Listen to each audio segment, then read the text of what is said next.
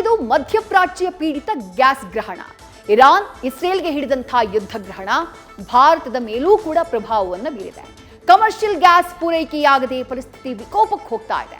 Cylinder ಕ್ಷಾಮ ರಾಜ್ಯ ಸರ್ಕಾರದ ಕೈಯನ್ನ ಕಟ್ಟಿ ಹಾಕಿದೆ. ಯುದ್ಧ ನಿಲ್ಲಬೇಕು, ಅನಿಲ ಪೂರೈಕೆಯಾಗಬೇಕು, ಅಲ್ಲಿವರೆಗೂ ಕಾಯಬೇಕು. ಸದ್ಯಕ್ಕಂತೂ ತಾಳ್ಮೆಯ ಬೋಧನೆಯಾಗ್ತಾ ಇದೆ.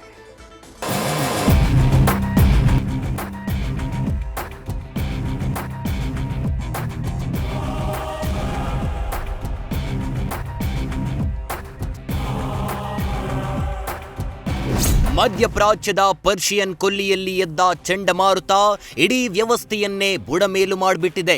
ಇರಾನಿಯನ್ನರು ಹಾರ್ಮುಜ್ ಜಲಸಂಧಿಗೆ ಬೀಗ ಜಡಿದ ಪರಿಣಾಮ ತೈಲ ಪೂರೈಕೆಯಾಗದೆ ಅಭಾವ ಸೃಷ್ಟಿಸಿದೆ. ಕರ್ನಾಟಕದಲ್ಲಿ ಗ್ಯಾಸ್ ಟ್ರಬಲ್ನಿಂದ ಆಹಾರ ಸರಪಳಿಯನ್ನೇ ತುಂಡರಿಸಿ ಹಾಕಿದೆ.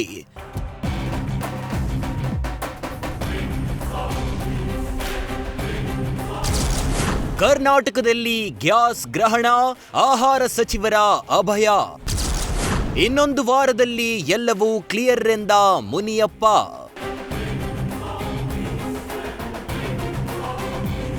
ಕಿಚನ್ನಲ್ಲಿ ಕ್ರಾಂತಿ ಎಬ್ಬಿಸಿದ ಗ್ಯಾಸ್ ಅಭಾವ ಅಯೋಮಯ ತಂದಿಟ್ಟಿದೆ. ಗ್ಯಾಸ್ ಕ್ಷಾಮಕ್ಕೆ ಉತ್ತರ ಕೊಟ್ಟ ಆಹಾರ ಸಚಿವ ಕೆಎಚ್ ಮುನಿಯಪ್ಪ, ಇದ್ದಾಗ ಹಿರಿ ಹಬ್ಬ ಮಾಡೋಣ, ಈಗ ಗ್ಯಾಸ್ ಇಲ್ಲ, ಕಿರಿ ಹಬ್ಬ ಮಾಡೋಣ ಅಂತ ಇತಿಮಿತಿಯ ಸಲಹೆ ನೀಡಿದ್ದಾರೆ.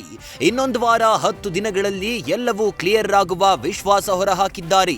ಇನ್ನು ತೀರಾ ಅಗತ್ಯ ಬಿದ್ದರೆ ಕಮರ್ಷಿಯಲ್ ಗ್ಯಾಸ್ ನೀಡ್ತೇವೆ ಅಂತ ಸಹಕಾರ ಕೋರಿದ್ದಾರೆ. ಆಯಿಲ್ ಕಾರ್ಪೊರೇಷನ್ ಯಾವುದೇ ಕಾರಣದಿಂದ ಯಾವುದೇ ರೀತಿಯಲ್ಲಿ ಅವ್ರದ್ದು ತಡೆ ಇಲ್ಲ, ಅವ್ರ ಹತ್ರ ಸ್ಟಾಕ್ ಇಲ್ಲ. ಆದ್ರಿಂದ ಇಂಥ ಪರಿಸ್ಥಿತಿಯಲ್ಲಿ ಎಲೆಕ್ಟ್ರಿಕ್ ಸ್ಟವ್ ಉಪಯೋಗಿಸೋದು, ಬೇರೆ ಬೇರೆ ಸದ್ಯಕ್ಕೆ ಟೆಂಪರರಿ ಅರೇಂಜ್ಮೆಂಟ್ಸ್ ಮಾಡ್ಕೋಬೇಕು ಮತ್ತು ಮಿತಿವ್ಯಯ ಮಾಡಬೇಕು. ಅದನ್ನು ಮಾಡ್ಕೊಳ್ಳೋದ್ರ ಮುಖಾಂತರ ಒಂದು ವಾರದ ದಿನ ಸುಧಾರಿಸಿದ್ರೆ ಪರಿಸ್ಥಿತಿ ಒಂದು ಸರಿ ಹೋಗ್ತದೆ ಅಂತ ಒಂದು ಭಾವನೆ ಇದೆ. ಮತ್ತೆ ಇನ್ನೂ 10-12 ಸಿಪ್ಪು ಕ್ಯೂನಲ್ಲಿವೆ. ಒಂದು ವೇಳೆ ಅವು ಬಂದರೆ ಒಂದು ವಾರ 10 ದಿನದಲ್ಲಿ ಎಲ್ಲ ಪ್ರಾಬ್ಲಮ್ ಸಾಲ್ವ್ ಆಗ್ಬೋದು ಅಂತ ಚಿಂತನೆ ಮಾಡಿದ್ದೀವಿ. ಇನ್ನೂ ಅವು ಲೈನ್ ಅಪ್ ಆಗಿವೆ, ಆದರೆ ಪರ್ಮಿಷನ್ ಇನ್ನೂ ಸಿಕ್ಕಿಲ್ಲ. ಅಟ್ಲೀಸ್ಟ್ 2 ಸಿಪ್ ಬರೋದ್ರಿಂದ ಸ್ವಲ್ಪ ಸುಧಾರಣೆ ಆಗ್ತದೆ. ಆ ಬರೋ ತನಕ ಒಂದು 8-10 ದಿನ ಆಗ್ತದೆ. ಇದನ್ನು ಮತ್ತೆ ಇದು ಮಾಡಬೇಕಾದ್ರೆ ಗ್ಯಾಸ್ ಉಪಯೋಗಿಸೋ ಆಟೋಗಳು ಕೂಡ ವ್ಯವಸ್ಥೆ ಮಾಡಬೇಕು ಅಂತ ಸಲಹೆ ಮಾಡಿದ್ದೀನಿ. ಇದರಲ್ಲಿ ಎಷ್ಟು ಮಿನಿಮಮ್ ಇರ್ತದೆ ಅಷ್ಟಾದ್ರೂ ಕೊಡೋ ತರ ಮಾಡಬೇಕು ಅಂತ. ಕಾಳಸಂತೆಯಲ್ಲಿ ಸಿಲಿಂಡರ್ ಸೇಲ್, ಸಿಬಿಐ ಎಂಟ್ರಿ. ಕಾಳಸಂತೆಕೋರರ ವಿರುದ್ಧ ಕ್ರಮ ಎಂದ ಗೃಹ ಸಚಿವ. ಗ್ಯಾಸ್ ಅಭಾವವನ್ನೇ ಬಂಡವಾಳ ಮಾಡಿಕೊಂಡಿರೋ ಕಾಳಸಂತೆಕೋರರು ದಂಧೆ ಶುರು ಮಾಡಿದ್ದಾರೆ. ಹೀಗಾಗಿ ಈ ಅವ್ಯವಹಾರ ತಡೆಗಟ್ಟಲು ರಾಜ್ಯಕ್ಕೆ ಸಿಬಿಐ ಎಂಟ್ರಿ ಆಗಿದ್ದು, ಈ ಕುರಿತು ಗೃಹ ಸಚಿವ ಜಿ ಪರಮೇಶ್ವರ್ ಪ್ರತಿಕ್ರಿಯಿಸಿದ್ದಾರೆ. ಸರ್ಕಾರದ ವತಿಯಿಂದ ಗಮನ ಹರಿಸಿದ್ದೇವೆ, ಕಾಳಸಂತೆಕೋರರ ವಿರುದ್ಧ ಕ್ರಮ ಕೈಗೊಳ್ತೀವಿ ಅಂತ ಹೇಳಿದ್ದಾರೆ. ನಮ್ಮ ಡಿಜಿ ಅವರು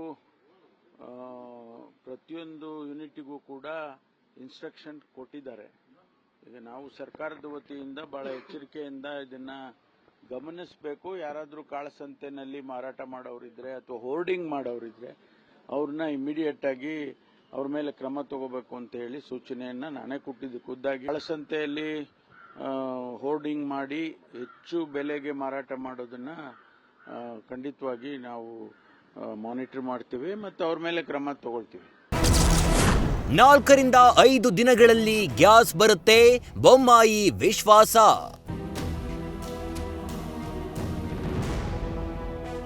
ಇರಾನ್ ಅಲ್ಲದೆ ಕತಾರ್, ಅರಬ್ ಕಂಟ್ರಿಗಳಿಂದಲೂ ಗ್ಯಾಸ್ ಬರುತ್ತೆ. ಗ್ಯಾಸ್ ಪೂರೈಕೆಯಾಗಲು 4-5 ದೇಶಗಳ ಜೊತೆ ಮಾತುಕತೆಯಾಗಿದೆ. 4-5 ದಿನಗಳಲ್ಲಿ ಗ್ಯಾಸ್ ಪೂರೈಕೆಯಾಗಲಿದೆ.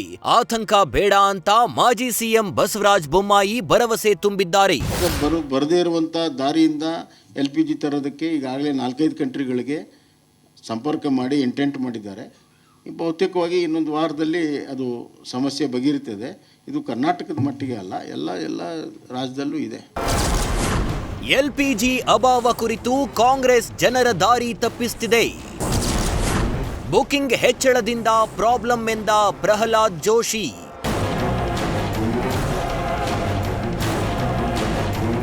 ಈ ಮಧ್ಯೆ ಕಾಂಗ್ರೆಸ್ ದೇಶದ ಜನರನ್ನ ಕನ್ಫ್ಯೂಸ್ ಮಾಡ್ತಿದೆ ಅಂತ ಕೇಂದ್ರ ಸಚಿವ ಪ್ರಹ್ಲಾದ್ ಜೋಶಿ ಕಿಡಿಕಾರಿದ್ದಾರೆ. ರಾಹುಲ್ ಗಾಂಧಿಯನ್ನ ಅಪ್ರಬುದ್ಧ ವಿಪಕ್ಷ ನಾಯಕ ಎಂದಿರೋ ಕೇಂದ್ರ ಸಚಿವ ಜೋಶಿ ಬುಕಿಂಗ್ ಜಾಸ್ತಿಯಾದ ಬೆನ್ನಲ್ಲೇ ಲಿಮಿಟೇಷನ್ ಹಾಕಲಾಗಿದೆ. ಹಾರ್ಮುಜ್ ಜಲಸಂಧಿ ಕೂಡ ಈಗ ಮುಕ್ತವಾಗಿದೆ. ಎಲ್ಲವೂ ಸರಿಯಾಗಲಿದೆ ಎಂದಿದ್ದಾರೆ.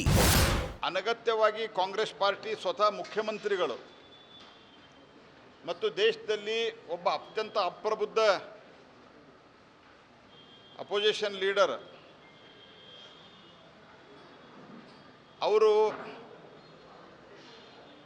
ಜನರನ್ನು ತಪ್ಪುದಾರಿಗೆಳೆಯುವಂಥ ಪ್ರಯತ್ನವನ್ನು ಮಾಡ್ತಾ ಇರೋದ್ರಿಂದ ಕಮರ್ಷಿಯಲ್ LPGಯಲ್ಲಿ ಬುಕ್ಕಿಂಗ್ ರಶ್ ಆಗಿರೋದ್ರಿಂದ ಆ ಬುಕ್ಕಿಂಗಕ್ಕೆ ಒಂದಿಷ್ಟು ರಿಸ್ಟ್ರಿಕ್ಷನ್ ಅಂದರೆ ಒಂದು ಲಿಮಿಟೇಷನನ್ನು ಹಾಕಿದ್ದು ಬಿಟ್ಟರೆ ಯಾವುದೇ ರಿಸ್ಟ್ರಿಕ್ಷನ್ ಇಲ್ಲ, ಯಾವುದೇ ಕೊರತೆ ಇಲ್ಲ, ಜನ ಪ್ಯಾನಿಕ್ ಆಗುವಂಥ ಅಗತ್ಯ ಇಲ್ಲ.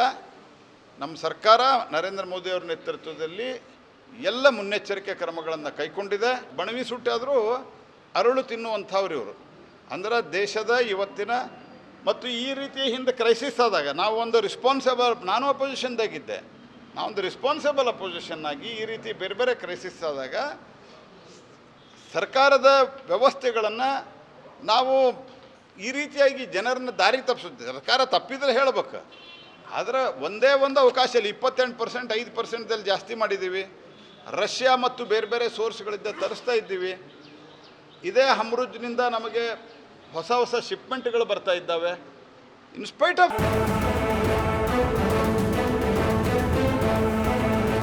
ಒಟ್ಟಾರೆ ಕೇಂದ್ರ ಸಚಿವರು ಏನೇ ಭರವಸೆ ಕೊಟ್ಟರೂ ಸಿಲಿಂಡರ್ ಟ್ರಬಲ್ನಿಂದ ಜನಸಾಮಾನ್ಯರು ಹೈರಾಣಾಗ್ತಿದ್ದಾರೆ. ಇದಕ್ಕೆಲ್ಲ ಬೇಗ ಮುಕ್ತಿ ಕೊಟ್ರೆ ಒಳ್ಳೆಯದು. Political bureau, news first. News first ನಿರ್ಭೀತಿಯಿಂದ ನಿಮ್ಮ ಪರವಾಗಿ.